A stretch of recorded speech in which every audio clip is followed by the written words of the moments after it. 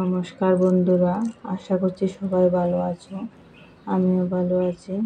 তো আমার ছোট্ট কিচেনে ছোট্ট একটা লং ভিডিও নিয়ে চলে আসলাম। অল্প একটু চাল কুমড়ো দিয়ে একটা রেসিপি তৈরি করব। আশা করছি আপনাদের সবার ভালো লাগবে।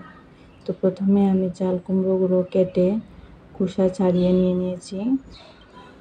আর এই চাল কুমড়োগুলো বিচি একটু শক্ত হয়ে গেছে, তাই এগুলো আমি আর ফেলে দেব না। এটা দিয়ে আমি একটা বাটার রেসিপি তৈরি করব। আমার লং ভিডিওতে দেওয়া আছে, আপনারা চাইলে দেখতে পারেন। তো সবগুলো চাল কুমড়ো আমি ঠিক একইভাবে টুকরো টুকরো করে কেটে নেব। দেখতে পাচ্ছি সবগুলো একই মাপের। এখানে আমি একটা মশলা তৈরি করব। পোস্ত দানা, জিরা গুঁড়ো, হলুদ গুঁড়ো, কাজু বাদাম, লাল লঙ্কা, কাঁচা লঙ্কা, সরষে দানা। এবারে আমি কড়াইয়ের মধ্যে সামান্য তেল আগে দিয়ে দিলাম মেথি ফোড়ন।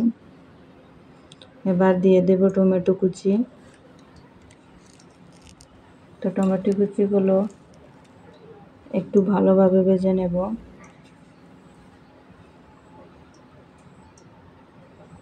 যাতে করে টমেটোর জলটা চলে যায়। এবারে একটু নুন দিয়ে আর একটু ভালো করে আমি ভেজে নেব।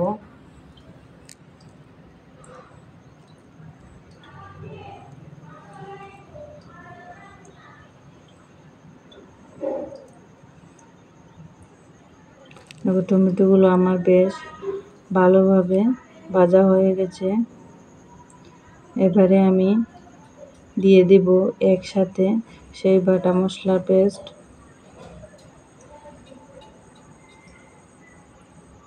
সেই মশলাগুলো ঠিক একইভাবে আমি ভালোভাবে ভেজে নেব।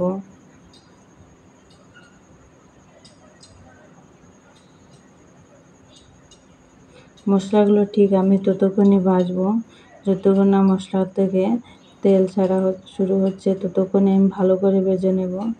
দেখো মশলাগুলো আমার ভালো করে ভাজা হয়ে গেছে। এবারে দিয়ে দিলাম 1 মুঠো গোবিন্দভোগ চাল।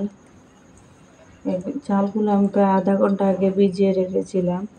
তো চালগুলো দিয়ে ঠিক একইভাবে আমি ভালোভাবে ভেজে নেব। চালগুলো ততক্ষণই ভাজবো যতক্ষণ না চালের মধ্যে সেই মশলাগুলো লেগে যাচ্ছে, ততক্ষণই ভালো করে ভেজে নেব।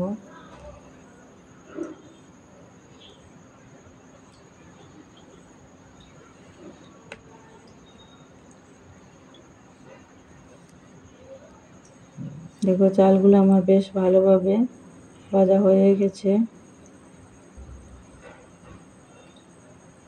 এবারে আমি এর মধ্যে দিয়ে দেব সেই চাল কুমড়োগুলো।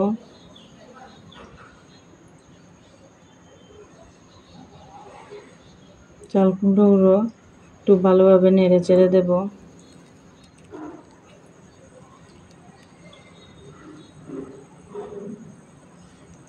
একদমই কম আগুনে এটা ভেজে নেব।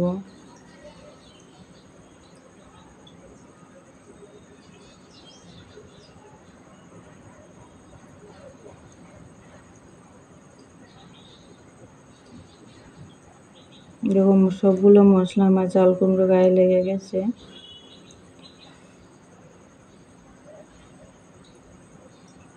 এবারে আমি একটা ঢাকনা দিয়ে ঢেকে দেব।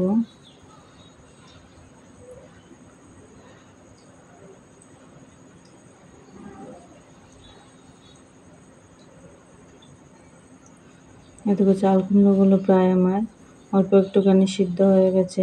একদমই কম আঁচে চাল কুমড়োগুলো ভেজে নেবে।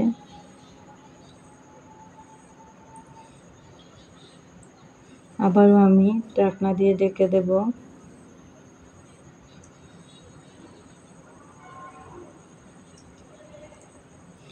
এভাবে ঠিক 5 থেকে 7 মিনিট কম আঁচে ঢাকনা দিয়ে ঢেকে দেবে, লো ফ্লেমে করে একদমই।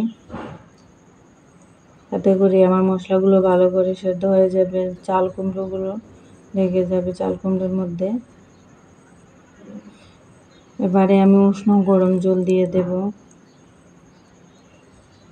সেদিকে খেয়াল রাখবে, যে কোনো রেসিপিতে যদি গোবিন্দভোগ চাল দিয়ে দেওয়া হয় তাহলে একটু উষ্ণ গরম জল দিয়ে দেবে, না হলে চালগুলো একটু শক্ত হয়ে যায়। তো সামান্য উষ্ণ গরম জল দিয়ে আমি একটু নেড়ে চেড়ে দিলাম।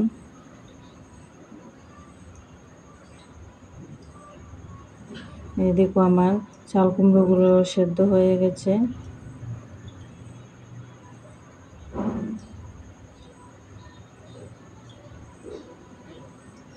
একদম শুকিয়ে গেছে, একদম পারফেক্ট একটা রেসিপি তৈরি হলো। এভাবে যদি আপনারা করে রেসিপিটা একবার ট্রাই করেন, ছোট থেকে বড় সবাই খেতে ভালোবাসবে।